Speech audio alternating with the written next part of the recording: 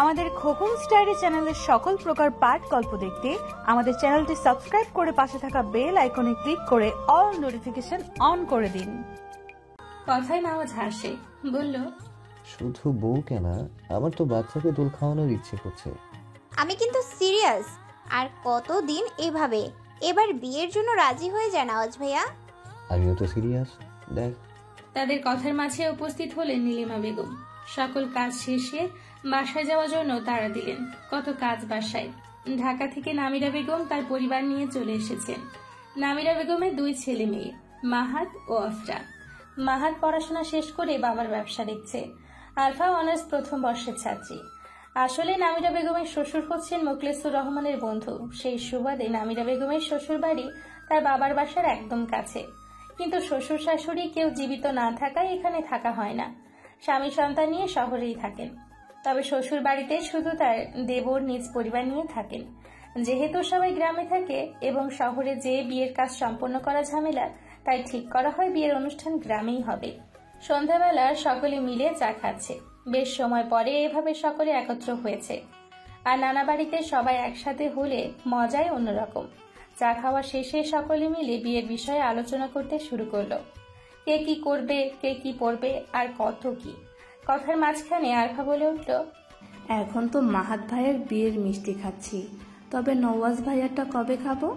সময় হলে খেতে পারবে। শুধু বিয়ে না, বাচ্চার জন্মের মিষ্টি খেতে পারবে। উপস্থিত সকলে নওয়াজের কথা শুনে অবাক হলো। নীলিমা বেগমের তো চোখ আপনা আপনি বড় হয়ে গেল। যে ছেলে এতদিন বিয়ের প্রসঙ্গ তুলে কথা ঘুরিয়ে দিত, আর সে কিনা ডাইরেক্ট বাচ্চা অবধি চলে গেল। ভাবা যায়? সবচেয়ে বড় কথা হলো কি সুন্দরভাবে ঠান্ডা গলায় উত্তর দিল। এমনি তো ভয়ে তার সাথে কেউ কোনো কথাই বলে না। তার মাঝে মুখ ফুসকে যখন আরফা এই কথা বলল, তখন সবাই ভেবে নিয়েছিল যে নিশ্চিত এখন কোনো কড়া কথা শুনতে হবে আরফার। তাদের কথার মাঝে উপস্থিত হলো সালেহা বেগম। তিনি সবাইকে তাড়া দিয়ে বললেন, সবাই তাড়াতাড়ি পাকের ঘরে যাও, পিঠা বানাবো আমি। তোমাদের নানাই পাকের ঘরে আছেন। নানুর বলা মাত্রই সব চলে গেল রান্নাঘরে। হুড়হুড় করে উঠান পেরিয়ে এক একে সবাই পাকের ঘরে চলে গেল। পাতানো মাদুরে সব বসে পড়ল। বড়রা ঘরে বসে বিয়ের কথা বলছিলেন বিধায় আসেনি। এই যে শীতের দিন, তার উপর নানু বাড়িতে সব কাজিন মিলে নানুর হাতে পিঠা খাওয়ার মজাই আলাদা। একে একে পিঠা বানানো শুরু করলেন সালেহা বেগম। পাশে মোখলেসুর রহমান বসে স্ত্রীকে সাহায্য করতে লাগলেন। সাবিহা নানাকে উদ্দেশ্য করে বলল, নানা ভাই, তুমি সরে যাও, আমি নানুকে সাহায্য করছি। না না, আমি তোমার নানুকে সাহায্য করব, তুমি বসো। আরে দাদু তো দাদির সব কাজে সাহায্য করে। সকাল হলে ঘর গোছানো থেকে শুরু করে মাঝে মাঝে নানুর মাথায় তেল পর্যন্ত দিয়ে দেয়। যে ভালোবাসে দাদিকে দাদু। বলেই হাসতে লাগলো। তার কথা শুনে হো হো করে সবগুলো একসাথে হেসে দিল। আমার একটা মাত্র বউ, তারে মহব্বত করবো না থেকে অন্যজনকে করবো? মোখলেসুর রহমানের কথা শুনে ঠোঁটে হাসি ফুটল সালেহা বেগমের। বিয়ের এত বছর পরও যেন তাকে চোখে হারায় মোখলেসুর রহমান। বিয়ের পর থেকে এখন অবধি ছায়ার মতো করে তাকে আগলে রেখেছেন। এই এত বছর যত ঝড় ঝাপটা আসুক না কেন, শক্ত করে তার হাত ধরেছিলেন। সবসময় তার সামনে ঢাল হিসেবে ছিলেন। কখনো একটা ঝাড়ি পর্যন্ত দেননি। সবসময় ভালোবেসে কথা বলেছে, নিজের করে আগলে রেখেছেন। অথচ এখনকার সময়ের মতো সবকিছু এত খোলামেলা ছিল না। ভালোবাসা ছিল পবিত্র। একদম বাসর ঘরে দেখেছিলেন তিনি নিজ স্বামীকে। এখনকার মতো সব এত সহজ ছিল না যে বললাম ভালোবাসি, তো একটু পর বললাম ভালোবাসি না। তখন সবকিছু ছিল পানির মতো স্বচ্ছ, সমুদ্রের ন্যায় গভীর। যদি কেউ কাউকে ভালোবাসতো তবে থেকে যেত আজীবনের জন্য। এত বিচ্ছেদ ছিল না, কোনো ছলনা ছিল না, শুধু অনুভূতিগুলো ছিল হৃদয়ের অন্তরস্থল থেকে। তাই তো এত বছর পরও দুজন দুজনের চোখে হারায়। ভোরবেলা ঘুম থেকে উঠে গেল সবাই। এই শীতের দিনে গ্রামে যে খেজুরের রস না খেলে কি হয়? মোটেও না। এত সুস্বাদু একটা খাবার না খেলেই নয়। নানা ভাইয়ের সাথে সব দল বেঁধে বেরিয়ে গেল খেজুরের রস খেতে। আরে নীর, কেমন আছিস? কোথা থেকে আসছিস? নীর মাঠে ছাগলকে বেঁধে দিয়ে বাসায় ফিরছিল। ঠিক সেই সময় কোনো মেয়েলি কণ্ঠ শুনতে পায়। এই সময়ে মেয়েলি কণ্ঠ? তবে কণ্ঠটা চিনতে বেশি সময় লাগলো না নীরের। আরে আফরা, আমি ভালো আছি। তুই কেমন আছিস? কবে আসলি? তোকে খুব মিস করেছি আমি। কতদিন পর গ্রামে এলি। আরে এত প্রশ্ন করলে কোনটা রেখে কোনটার উত্তর দিব। এই তো কাল এসেছি। মাহাতার সাবিহা আপুর বিয়ে না, সেই জন্য। এই ভার্সিটি থেকে সহজে ছুটি নেওয়া যায় না, তাই তো এতদিন পর এসেছি। আমাকে দেখলি না নীর? নীর নাজিফার দিকে তাকায়। নাজিফা এগিয়ে এসে গলা জড়িয়ে ধরে। তিনজন সমবয়সী, খুব ভালো সম্পর্ক নীরের তাদের সাথে। ছোট থেকেই খুব খাতির। তুই কবে এলি? সেদিন তো আন্টির সাথে তোকে দেখলাম না। আর আমি আফরাতে বাসায় ছিলাম, তাদের সাথেই এসেছি। নাফিজা, তুই কি যাবি নাকি এখানে দাঁড়িয়ে থাকবি? খানিকটা ধমকের সুরে বলল নওয়াজ। ছেলের কণ্ঠ শুনে সামনে তাকালো নীর। দেখতে পেল এক যুবক দৃষ্টি ফোনের দিকে রেখে কথাগুলো বলল। আগ্রহী নীলের হাত ধরে বলল নাজিফা, যাবো নওয়াজ ভাইয়া। নীর, তুইও চল আমার সাথে, খেজুরের রস খেতে যাচ্ছি। না নাজু, তোরা যা, আমার কাজ আছে। আরে নীর, চল না আমাদের সাথে। না রে আফরা, আমার কাজ আছে বাসায়, অন্য একদিন যাবনি। চল, কিচ্ছু হবে না। বলে নীরের হাত ধরল আরফার। কিছু দূর যেতে একজন পরিচিত লোকের সাথে দেখা হলো মোখলেসুর রহমানের। তার কাছ থেকেই সকলে মিলে খেজুরের রস খেয়ে নিল। এই ঠান্ডায় শীতের সকালে ঠান্ডা খেজুরের রস যেন দাঁতে কম্পন ধরিয়ে দিল। ঠান্ডায় শরীর জুড়ে শিরশির অনুভব হলো। দুপুরে খাবার শেষ করে নিজের রুমে শুয়েছিল নামাজ। শুয়ে শুয়ে ফেসবুক স্ক্রল করছিল। হঠাৎ দরজায় কারো উপস্থিতি টের পেয়ে বলে, দরজা খোলা, ভেতরে চলে আসুন। নওয়াজের কথা শুনে নীলিমা বেগম রুমের ভেতরে চলে এলেন। নওয়াজের পাশে বসে বললেন, কি করছিস বাবা? নওয়াজ চোখ তুলে তাকায়। নিজের মাকে দেখে ঠোঁটে হাসি ফুটে ওঠে। এই তো কিছু না মা, শুয়েছিলাম। তুমি খাবার খেয়েছো? খেয়েছি। আসলে তোর সাথে কিছু কথা ছিল আমার। কি বলবে আম্মু? আর কতকাল এইভাবে একা থাকবি বাবা? আমি একা কোথায়, তোমরা সবাই আছো আমার সাথে। আমরা তো আছি, কিন্তু ওই যে একজন কাছের, যে তোকে আগলে রাখবে, যে তোর সুখ দুঃখের সাথী হবে। বুঝলাম। খানিকটা গাছাড়া ভাবে উত্তর দিল নওয়াজ। এতগুলো কথা শুনে কোনো ভাবান্তর লক্ষ্য করলেন না নীলিমা বেগম। কি বুঝলি? নওয়াজ ঠোঁটে দুষ্টু হাসি হেসে বলল, বুঝলাম যে তোমার বুড়ো বয়সে খেলার সাথী হিসেবে নাতি নাতনি প্রয়োজন। নওয়াজের কথা শুনে হাসি ফুটে উঠল নীলিমা বেগমের। তবে কি তুই বিয়ের জন্য প্রস্তুত? এই কথা আমি কখন বললাম? তাহলে দেখো মা, আমি বুঝতে পারছি যে তোমরা আমার জন্য টেনশন করো, বাট ট্রাস্ট মি, আমি ঠিক আছি। আর শোনো, আমাকে কিছুদিন সময় দাও, আমি নিজে তোমাদেরকে নিজের সিদ্ধান্ত জানাবো। শিওর? 100% শিওর আম্মু।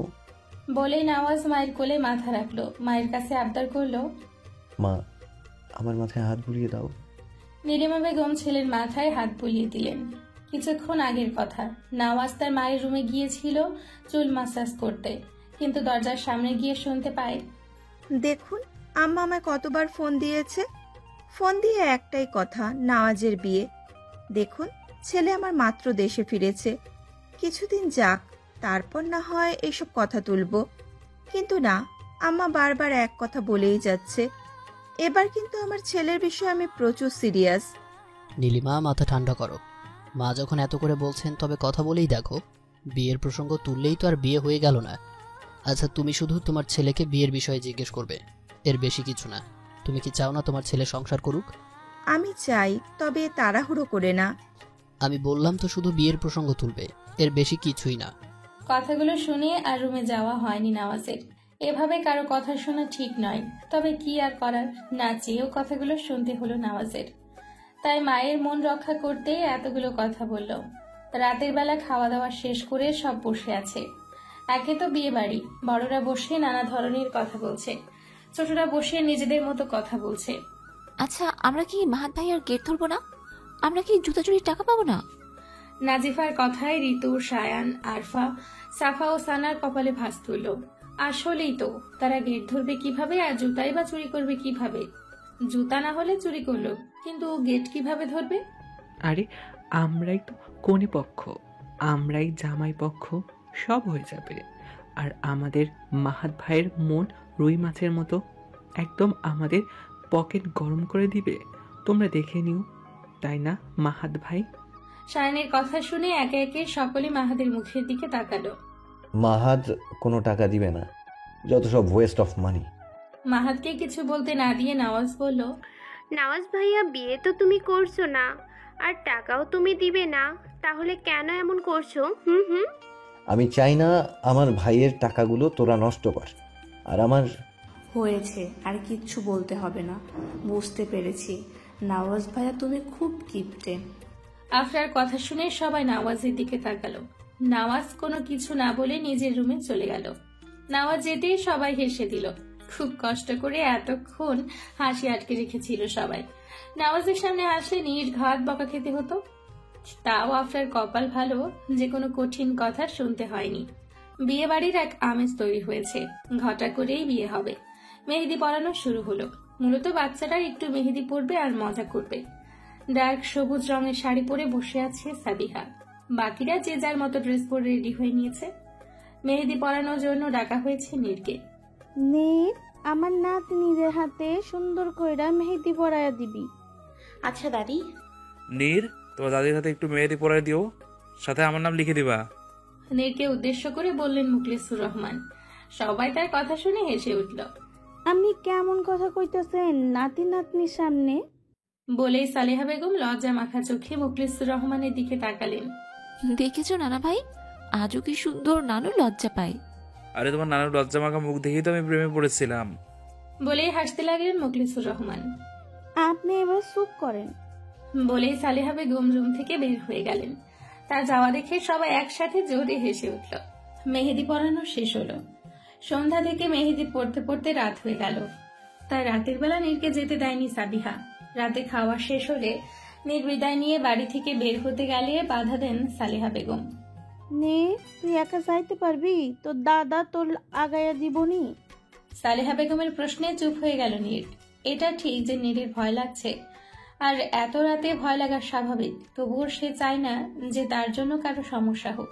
তাই নিজেকে সামলে নিয়ে বললেন, না দাদিমণি, আমি যেতে পারবো। তুমি শুধু আমাকে একটু টর্চ দাও, বাসা তো 2 কদম সামনেই। তাও একা যাস না, পথে। কি হয়েছে নানু? নওয়াজের কণ্ঠ শুনে পিছিয়ে তাকালেন সালেহা বেগম। না, কইতেছিলাম রাইতে মেয়েটা একা যাইবো, তাই আর কি। তোমার নানারে।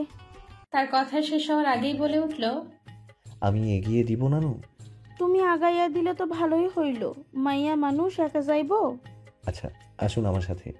নীরকে উদ্দেশ্য করে বলেই বেরিয়ে গেল নওয়াজ। নওয়াজের পিছে পিছে হাঁটতে লাগলো নীর। দুজনেই হেঁটে চলছে। কারো ঠোঁট দিয়ে কোনো কথা বের হচ্ছে না। আবার নীরের ভয়ও লাগছে। কেমন চারপাশ অন্ধকার, শুধু ঝিঝি পোখার আওয়াজ আসছে।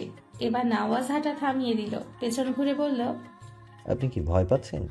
নীর চমকালো। এই লোক কি মনের খবর জানে নাকি? লোকটা কি মন পড়তে পারে নাকি? তার যে আসলেই ভয় লাগছে তা কিভাবে বুঝলো? সে তো মুখে একবারও বলে নাই যে তার ভয় লাগছে। শুনুন, ভয় লাগলে মনে মনে দোয়া পড়ুন। আর একটা কাজ করতে পারেন, আমার গায়ে জড়ানো চাদরের এক পাশ ধরে আমার সাথে তাল মিলিয়ে হাঁটুন, ভয় লাগবে না। নীর মনে মনে দোয়া পড়তে লাগলো। চাদরের এক পাশ আলতো করে ধরে নওয়াজের সাথে সমান তালে হাঁটতে লাগলো। মনের মধ্যে অদ্ভুত অনুভূতি হলো। ভয় একটু একটু করে কমতে শুরু করলো। বেশ কিছুক্ষণ পর নীরবতা ভেঙে নীর বলল, ধন্যবাদ আপনাকে। নওয়াজ হাঁটা থামিয়ে দিল। নীরের দিকে অবাক নয়নে তাকালো। কয়েকবার চোখের পলক ফেলে বলল, ও, আপনি ধন্যবাদও বলতে পারেন? বাই দ্য ওয়ে, ধন্যবাদ কিসের জন্য? এই যে সাহায্য করেছিলেন বলে। ওই যে পড়ে যাওয়া থেকে বাঁচিয়েছিলাম সেটার জন্য? না, সেদিন বাসায় পৌঁছে দেওয়ার জন্য এবং ঔষধ কিনে দেওয়ার জন্য। ও আচ্ছা, পায়ের ব্যথা কমেছে? আগে থেকে কমেছে। তো এত রাতে সেদিন কেন বের হয়েছিলেন? আসলে আর কি। নীর হাঁসফাঁস করতে লাগলো। বলতে না চাইলে ইটস ওকে। নীর বলতে শুরু করলো, আসলে আমার বাবা স্ট্রোকের রোগী। সেদিন রাতে বাবার ঔষধ শেষ হয়ে গিয়েছিল। মায়ের হাঁটু ব্যথা, তাই হাঁটতে সমস্যা। হাঁটতে পারে, তবুও সেদিন তার পায়ে খুব বেশি ব্যথা ছিল। আমরা 2 বোন, আমি ও নয়না। আমি বড়, নয়না ছোট, এবং আব্বার ঔষধ রেগুলার খেতে হয়। তাই কোনো উপায় না পেয়ে আমি আব্বার ঔষধ নিতে গিয়েছিলাম। এতটুকু বলে দম নিল নীর। কিন্তু সেভাবে দৌড় দিচ্ছিলেন কেন? কিছু বাজে ছেলে আমার পিছু নিয়েছিল, তাই ভয়ে দৌড় দিয়েছিলাম। শুনুন, এভাবে রাতের বেলা একা বের হবেন না। বিপদ বলে আসে না, একা মেয়ে রাতের বেলা চলা ঠিক না। তাদের কথার মাঝে নীরের বাসা চলে এলো। আসলে কথা বলতে বলতে কখন যে বাসা চলে এলো কেউ টেরই পেল না। বাসায় আসুন। আজ না, অন্যদিন। নিজের খেয়াল রাখবেন। আসি। বলেই নওয়াজ হাঁটা ধরল। পেছন থেকে শুনতে পেল, শুনুন। ফের পিছে তাকালো নওয়াজ। আবারও আপনাকে ধন্যবাদ। নীরের কথা শুনে মুচকি হাসি দিল নওয়াজ। সেই হাসিতে অপলক দৃষ্টি নিক্ষেপ করলো এক কিশোরী। সেই হাসিতে বুকের ধুকপুকানি বেড়ে গেল কয়েক গুণ। মস্তিষ্ক শূন্য হয়ে গেল। এত স্নিগ্ধ হাসি, কই এত সুন্দর হাসি তো আগে কখনো চোখে পড়েনি। আগে তো কারো হাসিতে বুকের ধুকপুকানি বেড়ে যায়নি, তবে এখন কেন? ভাবনা ছেদ পড়ল। শুনতে পেল, আসছি। এতটুকু কথা বলেই নওয়াজ সামনে হাঁটা ধরল। নীর বার কয়েক তার যাওয়ার দিকে তাকিয়ে ঘরে প্রবেশ করলো। নীল, এসেছিস? নিজের মেয়েকে দেখে সাজেদা বেগম বললেন, মা এসছি। বাবা কি করে? নয়না কি ঘুম? ঘুম। তোর আব্বাই ওই যে বিছানায়। নীর গুটি গুটি পায়ে বাবার কাছে গিয়ে বসলো। আব্বা রাতে খেয়েছো? ঔষধ ঠিক মতো নিয়েছো? হ আম্মা জান, আম্মা জান। এতটুকু কথা বলতেই দু চোখ দিয়ে জল গড়িয়ে পড়লো নীরের বাবার। এ কি বাবা, তোমার চোখে পানি কেন? আমার জন্য তোমাকে কত কষ্ট করতে হয়, আমি কিছু করতে পারি না। আম্মা জান, আমার মনে হয় কি আমি বেশি দিন বাঁচবো না। তুমি তোমার মারে আর নয়নারে দেখা রাখো। নীরে বা নিজেকে ধরে রাখতে পারলো না, ফুপিয়ে কেঁদে দিল। এসব কি বলছো আব্বা? তোমার কিছু হবে না, তুমি ঠিক হয়ে যাবে। আর তুমি আমাদের সবকিছু, তাহলে কেন তোমার জন্য আমাদের কষ্ট করতে হবে? তুমি আমাদের সবকিছু, তুমি না থাকলে আমরা নিঃস্ব। দেখে নিও, তুমি খুব তাড়াতাড়ি সুস্থ হয়ে যাবে। নীরের আব্বা, আপনি এগুলা কি বলেন? সব আল্লাহর উপর ভরসা রাখবেন, সব ঠিক হইব। কিছুক্ষণ কথা বলার পর নীরের বাবা শান্ত হলেন। নীর তার পাশে বসে রইল। আম্মা, আব্বার ঔষধ তো শেষ। নীর, কেমনে কি করুম কিছু বুঝতাছি না। তোমার কাছে কোনো টাকা আছে? বেশি না, 500 টাকার মতো আছে। মা, এই নাও, এখানে কিছু টাকা আছে। বলি নীর সাজেদা বেগমের দিকে ছোট্ট টাকার ব্যাগ এগিয়ে দিল। সাজেদা বেগম নীরের মুখের দিকে জিজ্ঞাসু দৃষ্টিতে তাকিয়ে রইল। মা, এখানে 7,000 টাকার মতো আছে। এই যে বাচ্চা পড়াচ্ছি না, তার থেকে পেয়েছি কিছু টাকা। কাঁথা সেলাই করে যে বিক্রির জন্য মজিদ চাচার দোকানে দিয়েছিলাম, সেখান থেকে পেয়েছি। আর আজকে সাবিহা আপু দিয়েছে কিছু টাকা মেহেদি পরিয়েছি বলে। আর জানো মা, আরো 10টা কাঁথার অর্ডার আসছে। মজিদ চাচা বলেছে এই কাঁথা নাকি শহরে বিক্রি হয় ভালো, তাই বেশি অর্ডার আসছে। সাজেদা বেগম খুশিতে অশ্রু বিসর্জন দিলেন। এতটুকু মেয়ে তার, যে বয়সে মেয়েরা ঘুরবে, নাচবে, মুক্ত পাখি ন্যায় উঠবে, সে সময়ে নীর কি কঠিন পরিশ্রমটাই না করছে। কাঁথা সেলাই কি মুখের কথা নাকি? আবার বাচ্চা পড়ানো। সাজেদা বেগম মেয়ের মুখের দিকে তাকালেন। কেমন শুকিয়ে যাচ্ছে তার মেয়েটা আজকাল, কেমন পুরো চেহারা ফ্যাকাশে দেখাচ্ছে। শ্যামবর্ণ যেন আরো একটু চাপা হয়ে গেছে। ডাগর ডাগর চোখের নিচে কালো দাগ পড়ে গেছে। আর পড়বেই বা না কেন? কত পরিশ্রম করে, কন্তখাদনির কাজ না। তাও মেয়েটা কি সুন্দর হেসে খেলে থাকে। সাজেদা বেগম নীরের কাছে গিয়ে কপালে চুমু খেলেন। নীর মাকে জড়িয়ে ধরে বলল, মা দেখো, তুমি কিন্তু আবার শুরু হয়ে যেও না। শুধু দোয়া করো যেন আমার এভাবেই বেশি বেশি অর্ডার আসে, তাহলে আল্লাহর রহমতে সব ঠিক হবে। দোয়া তো করি, তবুও চিন্তা হয় রে মা। সব টেনশন আল্লাহর ওপর ছেড়ে দাও, তিনি সব ঠিক করে দেবে। সাজেদা বেগম মেয়েকে জড়িয়ে ধরলেন। নীর কিছুক্ষণ মায়ের সাথে কথা বলে নিজের রুমে চলে গেল। বেশ কিছুক্ষণ সময় পর ঘুমিয়ে গেল। খুব সকালবেলা ঘুম থেকে উঠে পড়ল সবাই। আজকে হলুদ, সবাই ব্যস্ত। বড়রা সকালে নাস্তা তৈরি করছে, ছোটরা যে যার মতো নিজেদের কাজ করছে। সাবিহা নিজের রুমে ছিল, তার সাথে ছিল আফরা, সাফা, সানা। হঠাৎ তাদের মাঝে নাজিফা এসে সাবিহার হাত টানতে শুরু করলো। বাকিদের নাস্তা করার জন্য নিচে যেতে বলে সাবিহাকে ছাদে নিয়ে গেল। ছাদে নিয়ে যেয়ে সাবিহাকে ভেতরে ঢুকিয়ে দিয়ে বাহির থেকে দরজা দিয়ে দিল। বলল, আমি বাইরে আছি, তাড়াতাড়ি এসো কেমন? নাজিফার কথা শুনে সাবিহা পুরো ছাদে চোখ বোলালো। কয়েক সেকেন্ড পরে মাহাতকে দেখতে পেল। মাহাত, আপনি এখানে? আপনি নাফিজাকে পাঠিয়েছেন? কি করব, আমার বউকে দেখতে ইচ্ছে করছিল। বিয়ে করা বউকে লজ্জায় ভালো করে দেখতে পারছি না, ভালো করে কথা বলতে পারছি না, দূর দূর থাকতে হচ্ছে। আর ওই যে বিচ্ছুগুলো তো তোমাকে ফোন করলেই চেঁচাচ্ছে, ফোনও করতে পারছি না। অবশেষে নাজিফার বুঝিয়ে পাঠালাম। আচ্ছা বুঝেছি, কি বলবেন তাড়াতাড়ি বলুন। তুমি এমন কেন? তোমাকে এত কষ্ট করে উপরে নিয়ে এলাম, তুমি তাড়াতাড়ি করছো। আরে বাবা, কেউ দেখলে কি ভাববে? কিছু ভাববে না, আমার বউকে আমি দেখছি। কার কি? ওহ, তাহলে নিচে যেয়ে সবাইকে বলছি আপনি আমাকে ছাদে ডেকেছেন। আরে আরে, কি করছো? সবার সামনে এভাবে আমার মান সম্মান প্লাস্টিক করিও না।